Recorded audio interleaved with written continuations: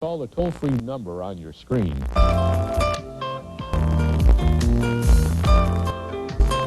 When I Love Lucy hit the airwaves, it was... Ryan is one of the researchers conducting a nationwide study on the test in high-risk women. I think it's going to be something useful for those women whom mammography isn't as good for yet, and they'll be able to do this in addition to that. Ductal lavage involves going inside the milk ducts in the breast to try to detect abnormal cells before they become cancerous.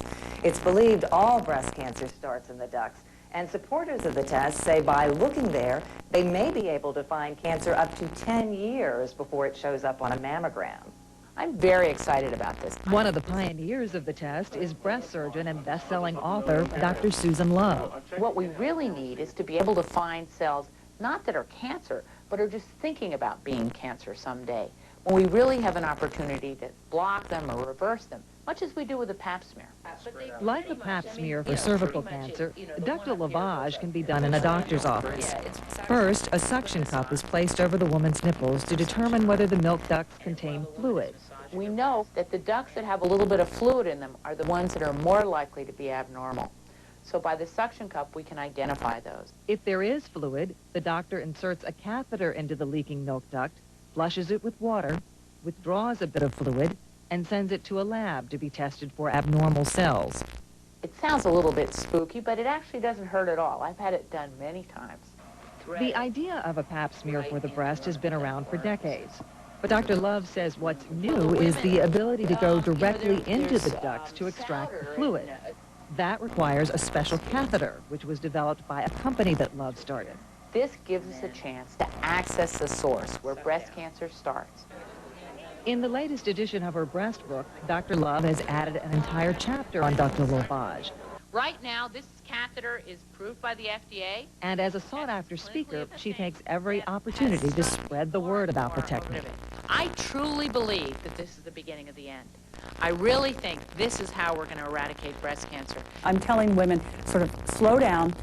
This is very early on it. Dr. Troyan says she's hopeful about the test, but thinks the publicity is premature. We have so many more questions that need to be answered before we realize the full potential of this.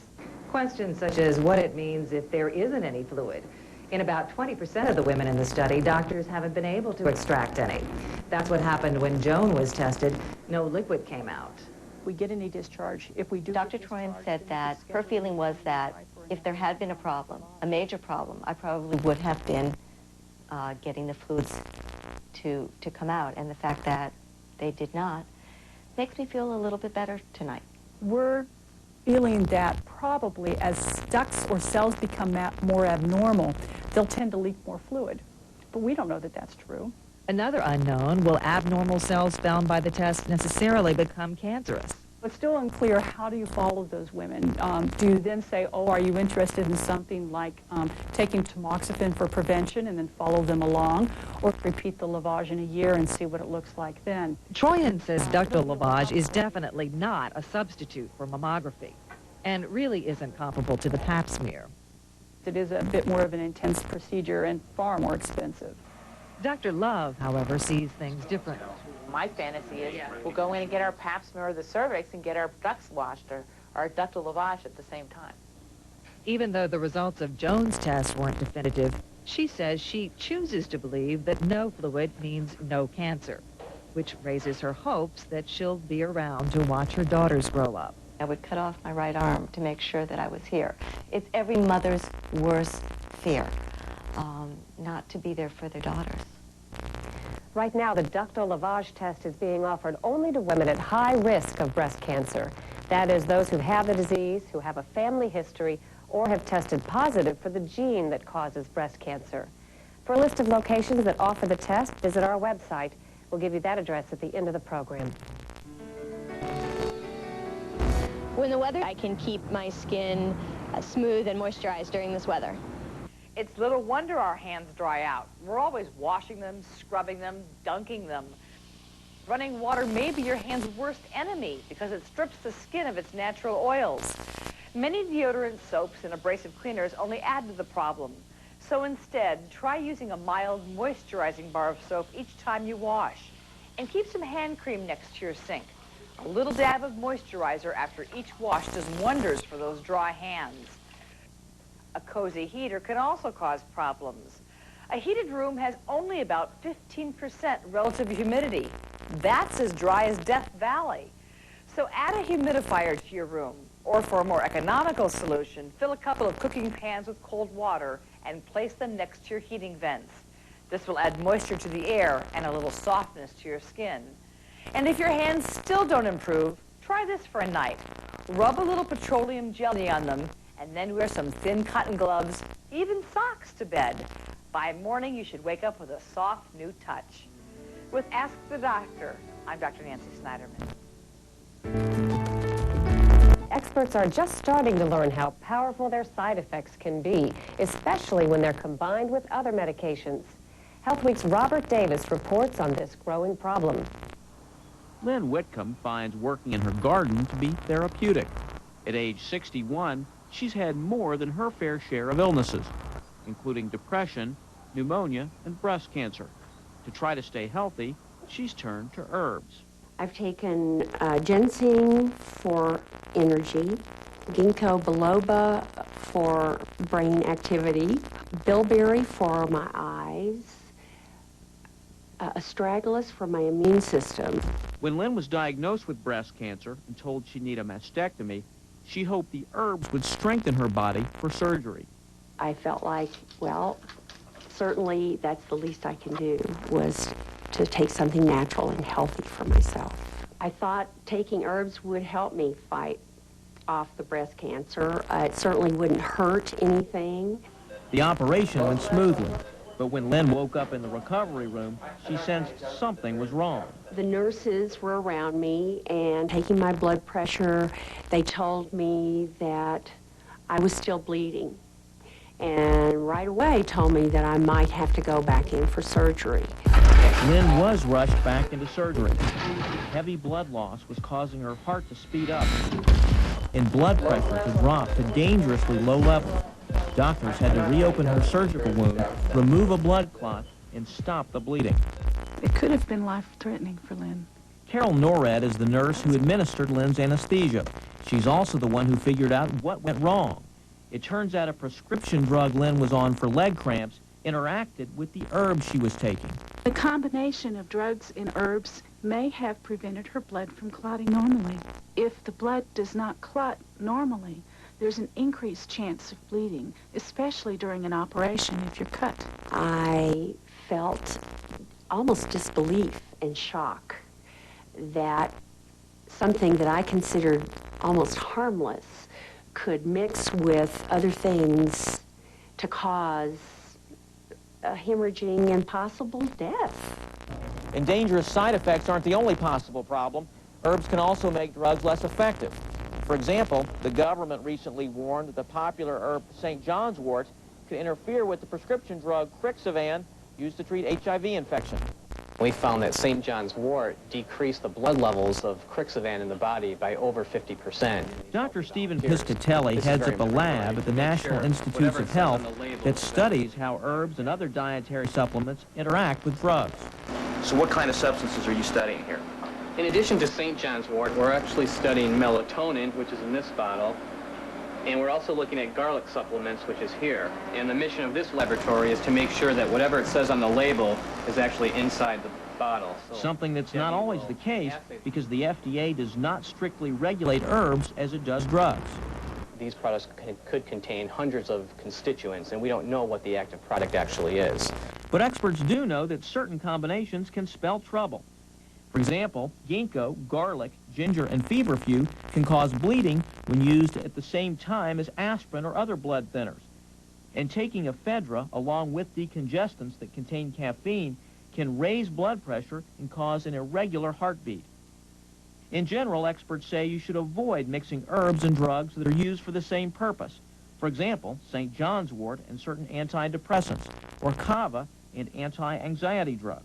We're going to see, I think, a lot more drug-herb interactions. Dr. John LaPuma edits a newsletter aimed at doctors about alternative therapies. He says it's a mistake for patients to assume herbs are harmless and not tell their doctors what they're taking.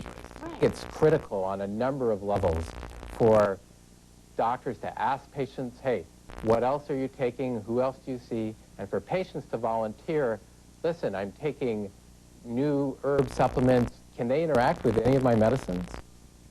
That's all that's really needed. But sometimes it's not, as Lynn Whitcomb found out. Before surgery, she reported to her doctor all the drugs and herbs she was taking. I assumed that the doctor would take that information and do something with it and have some knowledge of how it all interacted. But like many other doctors, Lynn's didn't, which is why Lynn says she plans to do her homework before taking another herb. I will not assume that doctors know the interactions of these medications. I will try to do my own research and take responsibility for everything that I'm taking. It's not just herbs that may interact with drugs, so can certain foods, even those that are good for you. For example, you may want to avoid soy if you're taking thyroid medication. That's because soy can interfere with the body's ability to absorb the drug. Trying to eat more oranges, bananas, and leafy green vegetables? Well, that might not be a good idea if you're taking heart drugs called ACE inhibitors. The fruits and veggies may interact with the medicine to push your potassium levels too high, and that could lead to an irregular heartbeat. And grapefruit juice may pose a problem if you're taking over-the-counter antihistamines or prescription drugs for high cholesterol, bladder infections, and other conditions. The juice blocks enzymes that help the body absorb a wide range of medications. So next time you go to pick up a drug, you may want to hand the pharmacist your grocery list, along with your prescription. For more information on how foods or herbs interact with medicine, you can call our toll-free number, which we'll give to you at the end of the program. 511-6263. My goodness. You ever notice that women just want taller men in their personal ads? Hi, I'm Dr. Bruce Dan. Well, so did one British researcher. To see if height really does make a difference when it comes to finding a mate, he examined the medical records of more than 3,000 men. He found that married men were on average a full inch taller than their bachelor counterparts. The study didn't reveal what makes taller men so much more appealing to the opposite sex, but some experts speculate that the attraction dates back to prehistoric times, when women looked for big mates who could protect their offspring. Others think it's just a case of modern women equating height with good nutrition and health. Whatever the reason, there now seems to be some evidence to back up the idea that without the tall, dark, and handsome, most of us guys wouldn't get very far. With Doctor's Corner, I'm Dr. Bruce Dan.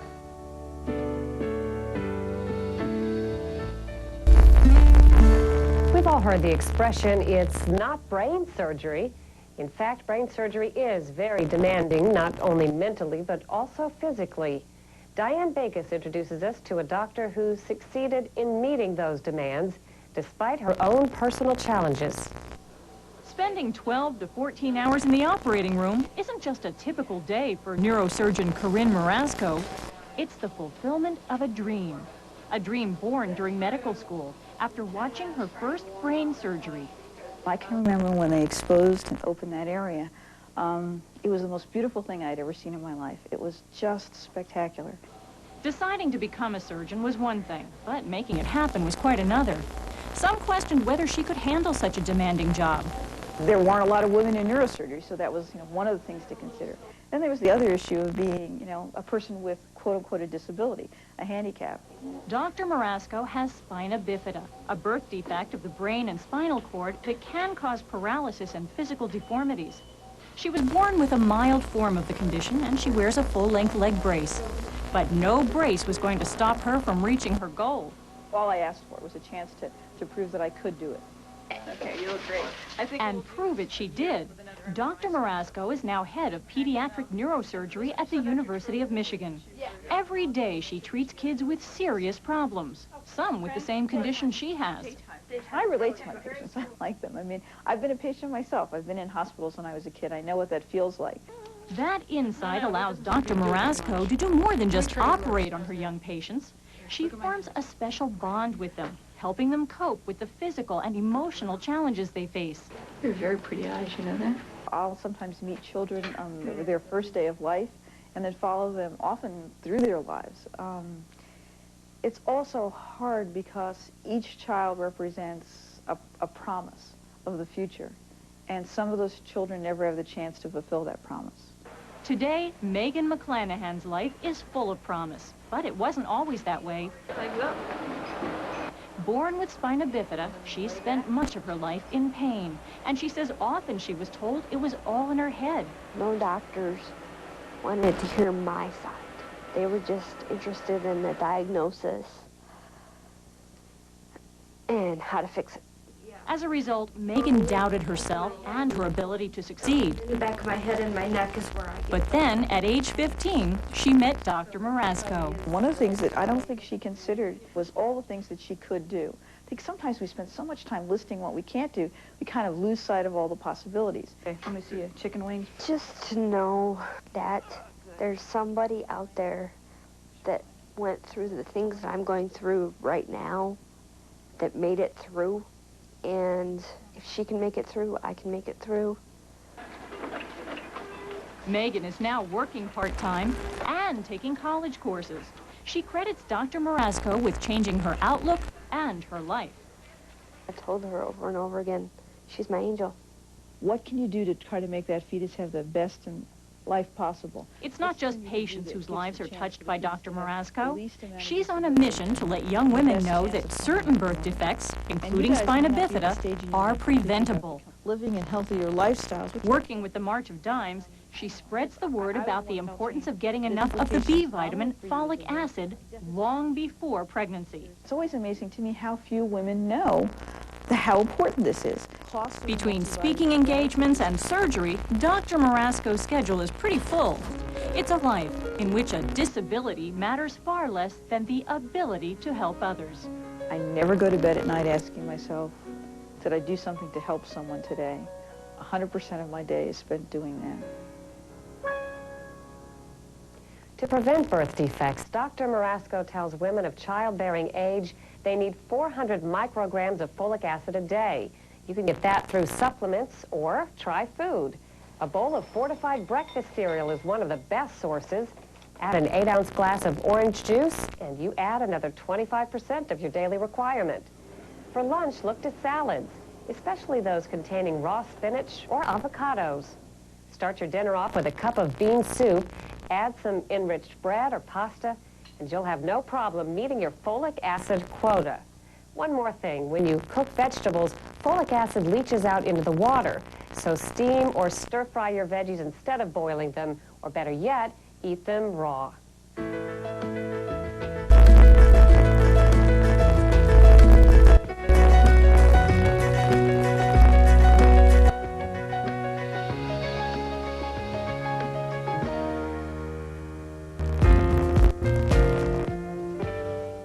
I'm Denise Austin, and it's time for a fitness break. Yoga is a wonderful form of exercise. It helps eliminate some of the built-up tension in the body, and yoga can be done even while you're pregnant.